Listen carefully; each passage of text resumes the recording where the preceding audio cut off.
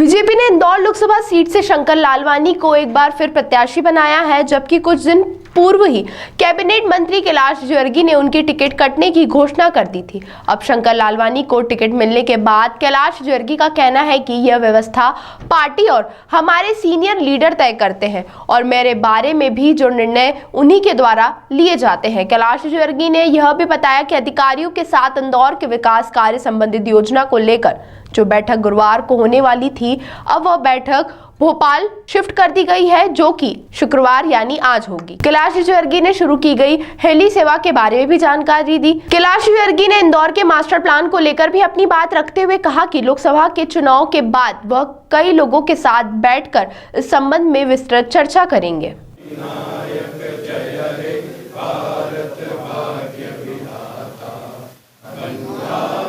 राष्ट्र भाषा उन्नयन समिति के अध्यक्ष अरविंद तिवारी जी प्रेस क्लब के अध्यक्ष हैं, वे भी आदरणीय भाई साहब का स्वागत कर रहे हैं।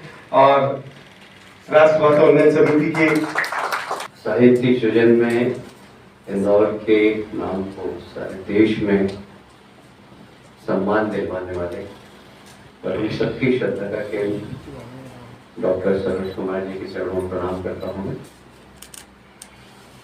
प्रकाश जी, आज कुछ दिनों बाद देखा आपको। कुछ लोग इस शहर के अंदर ऐसे हैं जिनकी उम्र बढ़ती जाती है और जवानी निखरती जाती है। प्रकाश जी आज ऐसे ही खूबसूरत लग रहे हैं। बोला भी आपने बड़ा अच्छा।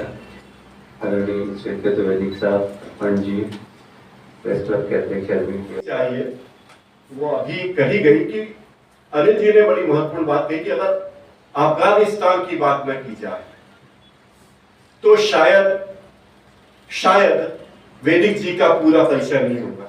ऐसे बहुत सारी चीजें हैं, शायद ये हो। वे पहलवान थे, अखाड़े जाते थे, ये बात न हो तो शायद वैदिक जी की बात पूरी नहीं होगी। आज श्रवण गर्ग जी ने एक लेख लिखा है भास्कर में, उसका कुछ इशारा भी साथियों ने किया है, वक्ताओं ने किया है। वो छावनी की पूरी दास्तान, छावनी में किस तरह वो रच बस गए थे। एक व्यक्ति में कोई शहर कैसे रच बस जाता है, वो उसके अनूठे उदाहरण थे। अगर मॉरिशस के तत्कालीन प्रधानमंत्री अनिरुद्ध जगन्नाथ से उनके संबंधों की चर्चा न हो तो ये बात अधूरी होगी। अगर अफगानिस्तान के राष्ट्रपति करजाई जी से उनके रिश्तों की बात न हो तो ये बात अधूरी होगी। अगर पाकिस्तान के तत्कालीन प्रधानमंत्री से उनके रिश्तों की बात न हो तो उनकी बात अधूरी होगी। वेद प्रताप वैदिक पत्रकार थे, बुद्धिजीवी थे और वे पत्रकार और संपादक से आगे बढ़कर इस देश के नीति नियामकों में से थे। मैं उन्हें नीति नियामकों में से मानता हूं। उन्होंने अफगानिस्तान और भारत के रिश्तों को तब रेखांकित किया था और बताया था कि अफगानिस्तान हमारे देश के लिए कितना फायदेमंद है और हो सकता है। और प्रकारांतर में हमारी सरकारों की तरह केंद्र की, दिल्ली की सरकारों की लापरवाही से, सरकारों के लापरवाही से चीन अफगानिस्तान में घुसने की कोशिश कर रहा है। अगर आप देखें, और हमारा वोट परसेंट भी पिछली बार की अपेक्षा मध्य प्रदेश के इतिहास में सर्वाधिक वोट इस बार भारतीय जनता पार्टी को मिलेगा। सर 360 का फॉर्मूला भी लागू किया है पार्टी ने, हर से 360 ज़्यादा करने हैं। 370। तो सर किस तरह से प्लानिंग रहेगी 370 वोट? हम लोग जा रहे हैं सब दूर। मैं अभी 5 राज्यों में होकर आया, कल गुजरात भी जाने वाले, परसों। हम लोग नीचे बूथ स्तर के कार्यकर्ताओं से मिलकर वो प्लानिंग कर रहे हैं कि कैसे वोट बढ़ाए जाएं। एक एक बूथ पे 370 भारतीय जनता पार्टी के कार्यकर्ताओं के लिए बड़ा भावनात्मक शब्द है, क्योंकि हमने 2 पीढ़ी तक लगातार एक देश में 2 निशान, 2 विधान, 2 प्रधान नहीं चलेंगे और धारा 370 हटाएंगे।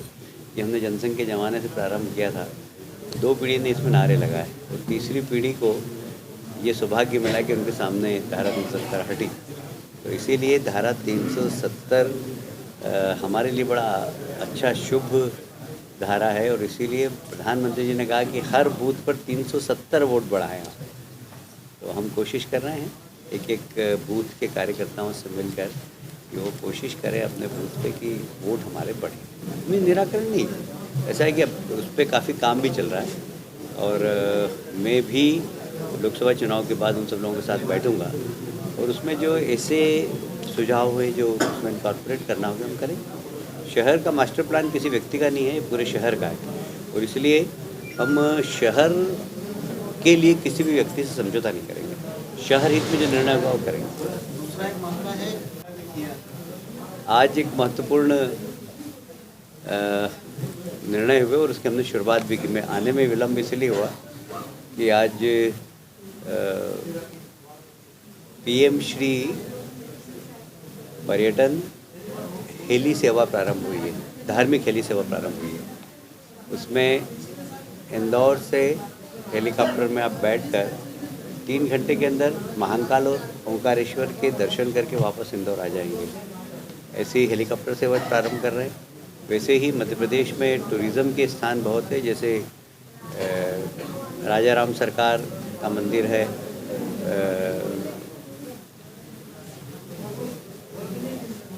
ओरछा, बांधवगढ़, शिवपुरी, ऐसे अलग अलग स्थान हैं जहाँ पर लोग आकर देख सकें। शिवपुरी में जब से चीता है, जब से सैलानियों की संख्या बढ़ गई। बाकी शिवपुरी जाने के लिए जो एक कनेक्टिविटी चाहिए वो थोड़ी सी ठीक नहीं है, तो ऐसे छोटे छोटे जहाज़ हम चलाना चाहते हैं। तो पर्यटन के लिए भी और धार्मिक पर्यटन के लिए हेलीकॉप्टर और हवाई जहाज सेवाएँ आज से प्रारंभ की।